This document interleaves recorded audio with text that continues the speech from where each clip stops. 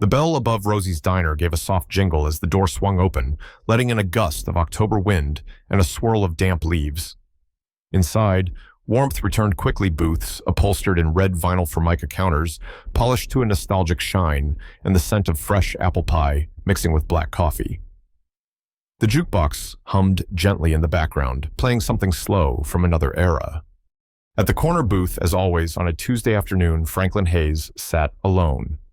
92 years old, and dressed in a simple gray sweater and slacks, he wore his Marine Corps cap with the same pride he once wore his uniform. His back was straight, his eyes clear, but his hands trembled slightly as he lifted his mug of coffee. The tremor was worse in cold weather, a legacy of frostbite and shrapnel buried deep since Korea. Few noticed him. Fewer still knew his name. That was about to change. The front door slammed again, and a group of high school boys in varsity jackets stormed in, loud from a football win, and louder still from youth and ego. They claimed the largest booth, their laughter overpowering the soft jazz on the speakers. One of them, Jason Reynolds, slouched arrogantly at the head of the table, scanning the room like he owned. His eyes landed on Franklin. "Hey," Jason said with a crooked smirk, elbowing his friends. "Check out the old guy in the corner. Look at his hands. Bet he spills half his soup before it hits his mouth." Laughter erupted from the booth. Franklin heard. Of course he did, but he didn't flinch. He carefully set down his mug and unfolded a napkin on his lap.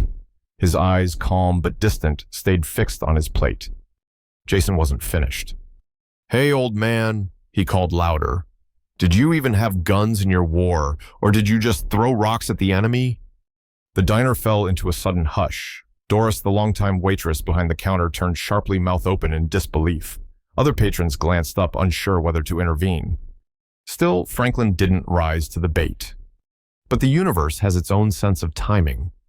The door opened once more, and a man in his early 70s stepped inside, brushing rain from his coat.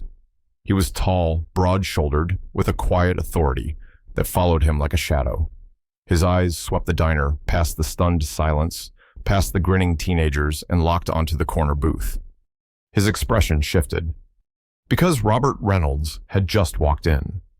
And he had recognized the man his grandson had just mocked, Captain Franklin Hayes, the Marine, who had once carried him through hell and saved his life.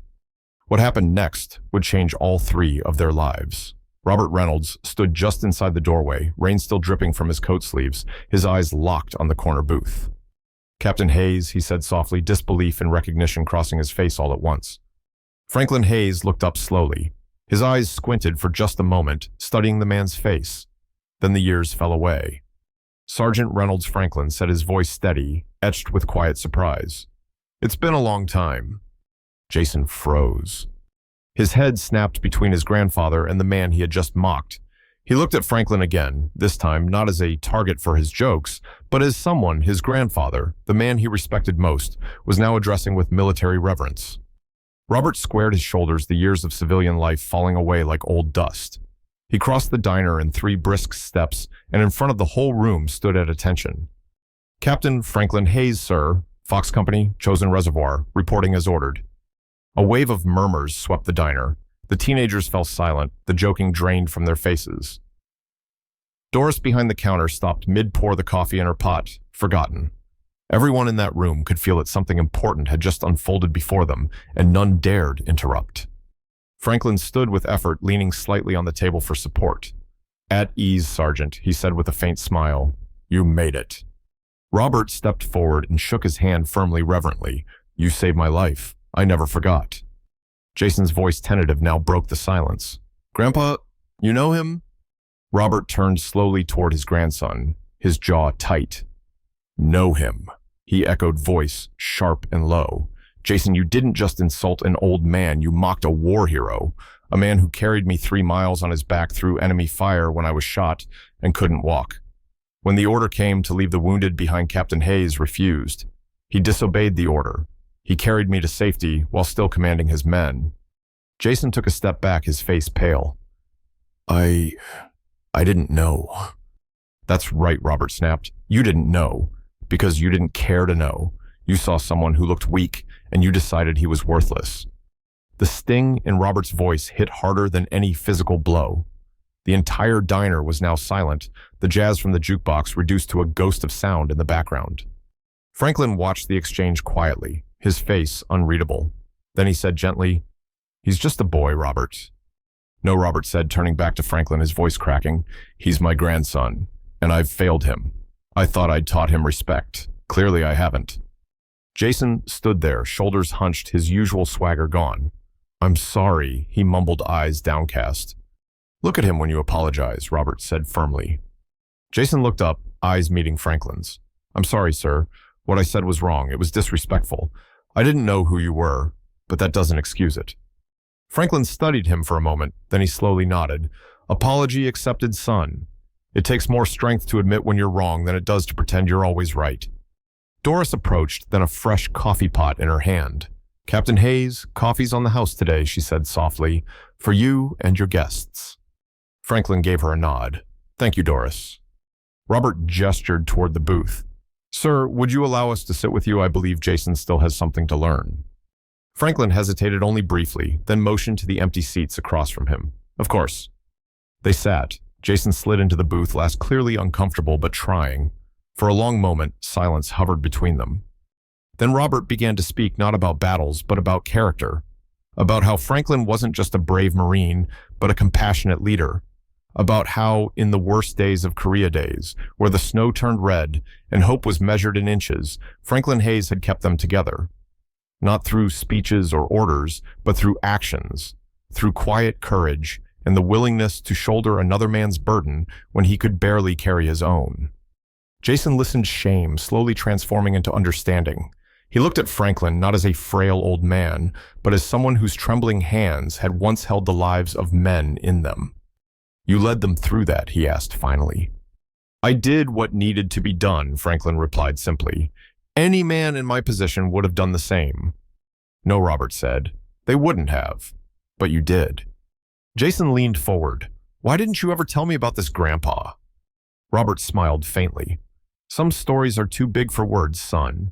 And some men, like Captain Hayes, deserve to be remembered not for what they said, but for what they did." Franklin turned to Jason.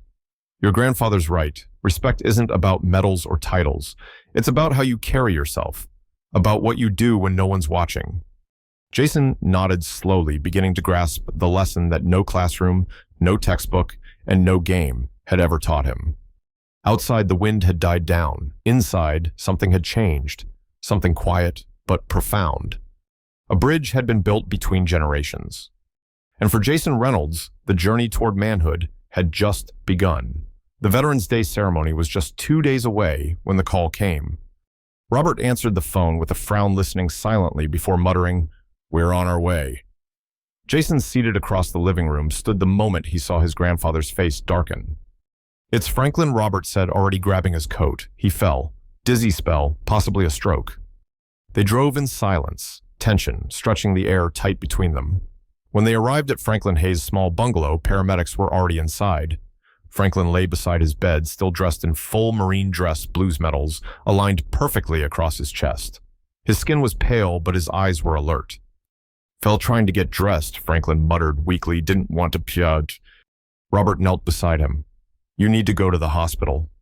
Franklin's trembling hand gripped Jason's wrist. "Promise me something, son. The roll call, the names, they need to be read." Jason nodded, kneeling lower. "I'll read them. I promise." "In my jacket," Franklin whispered, his voice cracking. "Left inside pocket. Paper's old, don't lose it." Jason reached in carefully and pulled out a worn, yellowed piece of paper folded neatly. He unfolded it, revealing 27 handwritten names, each one followed by a hometown and age. Many were only 18 or 19. "I've got them," he said. As the paramedics lifted Franklin onto the stretcher, he locked eyes with Jason again. "Don't forget the pause after each name. And the bell. They earned that." Jason swallowed hard. "I'll do it right, sir." By the time the ceremony began at Memorial Park, word had spread that Captain Hayes was in the hospital. The crowd was larger than usual, veterans in full-dress families with children, local officials and civilians, bundled in scarves and coats beneath a bright November sky. Jason stood behind the main podium, the paper clutched tightly in his hand. He wore no uniform, only a navy blazer and khakis, but his posture carried a new weight. Confidence had replaced arrogance, reverence in place of mockery. The mayor finished her remarks, then turned to the crowd. Each year, Captain Franklin Hayes has read the names of the 27 men from Fox Company who gave their lives at Chosin Reservoir. Today, Captain Hayes is unable to be here, but someone will carry his voice forward. She nodded toward Jason. Jason stepped to the microphone, heart pounding. "My name is Jason Reynolds," he began. "My grandfather." Sergeant Robert Reynolds served under Captain Hayes. "I met the captain just days ago. I made a mistake, then a mistake I deeply regret. Today I stand here to honor the men I once knew nothing about, and now I will never forget them." He unfolded the paper, took a breath. Private First Class Michael Abernathy, Tulsa, Oklahoma. A bell tolled once clear and solemn. Private James Buchanan, Savannah, Georgia. Another bell. The crowd was silent, unmoving. With each name, Jason's voice grew steadier. He wasn't just reading words. He was carrying legacies. 25 names echoed across the park, each followed by the bell, each ringing like a heartbeat in the cool autumn air. When he reached the final 2 names, something caught his eye. Movement at the edge of the crowd. An ambulance had arrived quietly. Paramedics helped an elderly man out, dressed in marine blues medals, gleaming faintly in the light, an IV still taped to his arm. Jason froze, recognizing him instantly. Franklin Hayes had come. Beside him stood Robert, one hand on Franklin's shoulder. Neither said a word. They didn't need to. Jason turned back to the microphone. "Corporal James Zimmerman, Portland, Maine." Bell toll. He stared at the final name written in a shakier hand. Unlike the others, this one had a date, just 5 years ago. Staff Sergeant Richard Hayes, Boston, Massachusetts. Jason's voice cracked. The bell rang for the 27th time. He looked up. Franklin was now at the front of the crowd, seated in his wheelchair, back straight. His trembling right hand slowly rose in a salute. Jason stood tall and called out the final words. "Present in spirit, sir." Silence followed, deep and reverent. Then, as one, every veteran in attendance raised their hand in salute. Jason stepped back from the podium, emotion choking him. The list in his hand no longer felt like paper. It felt like weight, like memory. As he made his way through the crowd, people stepped aside for him. Some patted his shoulder, others simply nodded. When he reached Franklin and Robert, he tried to speak, but Franklin beat him to it. "You did well, son," Franklin said, voice raspy. "They would be proud." And for the first time, Jason believed it. Jason visited the hospital the next morning, just as Franklin Hayes had asked. The sterile white walls and soft beeping of machines were a far cry from the crisp solemnity of the Veterans Day ceremony, but Franklin greeted him with the same calm dignity. "You showed up," Franklin said with a small smile. "That means something." Jason pulled up a chair beside the bed. "I said I would." The first visit was quiet. Jason mostly listened. Franklin's voice was slower now, his body weakened by the stroke, but his memory remained razor sharp. He didn't speak of medals or battlefield glory. He told stories of the men. Michael Abernathy Franklin said, eyes drifting toward the ceiling, drew these hilarious caricatures of everyone in the unit, even sketched me once with donkey ears. "I kept that drawing in my footlocker." Jason chuckled softly. James Buchanan Franklin continued, wanted to open a Southern-style diner, said he was going to name it after his mom, Ruby's Kitchen. With each name, each memory, Jason saw the names from the list transform into people. They weren't just casualties in a war he hadn't lived through. They were young men with dreams and quirks and futures stolen by frost and fire. He returned the next day, and the next. Sometimes Robert came too, but often it was just the two of them, teenager and old Marine One, soaking in history, not from textbooks, but from someone who had lived it and carried it quietly for 70 years. One afternoon, Jason asked, "Do you ever regret it serving?" Franklin looked at him for a long moment before replying, "No, but I regret the things I never said to the families of the boys who didn't come home. That's why the names matter, saying them out loud. It keeps them here. It reminds." At school, Jason found himself changed. His friends noticed. He wasn't as quick to join in the jokes. He was quieter, more thoughtful. When asked where he'd been over the weekend, he told them about Franklin, about the roll call, about what it meant to read those names. Some scoffed, one shrugged, But another leaned in and said, "My uncle was in Afghanistan. He doesn't talk about it. I never thought to ask." That was the moment Jason had an idea.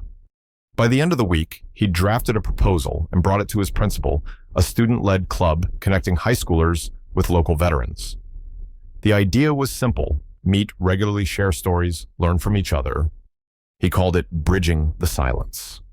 The name came from something Franklin had once said: the silence after war is often the heaviest thing a man carries. To his surprise, the school approved it. Posters went up. The first meeting was held in the library after hours. Only 5 students showed up. But 2 veterans came. One was a Navy medic who served in Vietnam. The other had flown helicopters in Iraq. They shared stories, some funny, some raw, all real. Jason noticed the way the room changed as they spoke. Jokes faded, eyes stayed locked in, phones stayed down. When Jason visited Franklin the next day, he told him everything. Franklin grinned. That club, that's the kind of leadership we need, not just on battlefields, but in everyday life. Each week, the group grew. Word spread. Veterans who had never spoken publicly before came forward. Students who had never cared about history stayed after school to listen. Jason was still a teenager. He still played football. He still goofed off in the lunchroom. But something in him had shifted, something permanent. He began seeing service not as something distant or glorified, but as a responsibility. A chance to carry the stories of others when they could no longer carry them themselves. One evening, as he sat beside Franklin during another hospital visit, he asked, "Did you ever think a dumb joke in a diner could lead to this?" Franklin chuckled, the sound gravelly but warm. No sun. But sometimes the sharpest lessons come from the most foolish moments. What matters is what you do after. Jason leaned back in his chair. "You think I'm doing okay?" Franklin turned to him, his eyes sharp, despite the lines around them. "Jason, you're not just doing okay. You're becoming the kind of man this country needs more of." Jason looked down, humbled.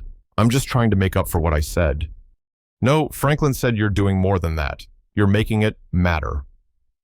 By early spring, Franklin Hayes was strong enough to return to Rosie's Diner. His tremor remained, and he still walked with a cane, but his mind was sharp and his routine was unchanged. Tuesdays at 1 p.m., corner booth, black coffee, and a turkey sandwich with extra pickles. The only difference now was that he wasn't alone. Jason Reynolds sat across from him every week, no longer just a teenager who had once mocked a veteran, but a young man transformed by their friendship. They spoke less about war and more about life decisions, doubts, and the future. Jason shared his acceptance letter to college and his decision to pursue a Marine Corps ROTC scholarship. Franklin had only nodded at first, then extended his hand across the table.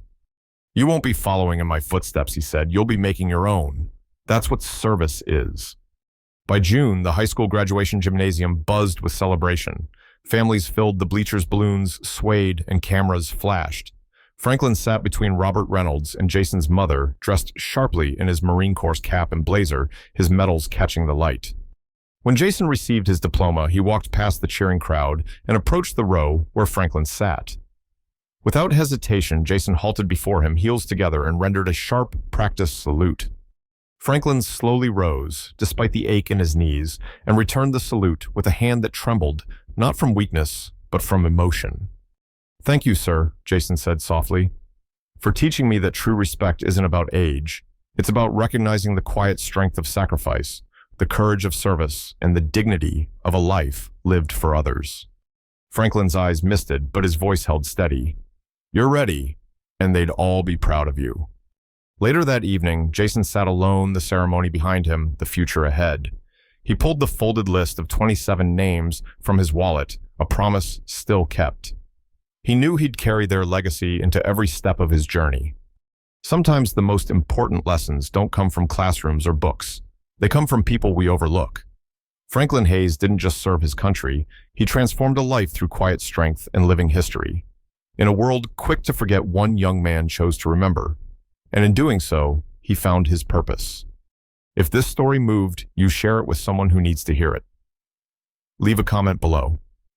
What's one thing you've learned from and don't forget to subscribe for more real, powerful, and emotional stories that remind us what truly matters.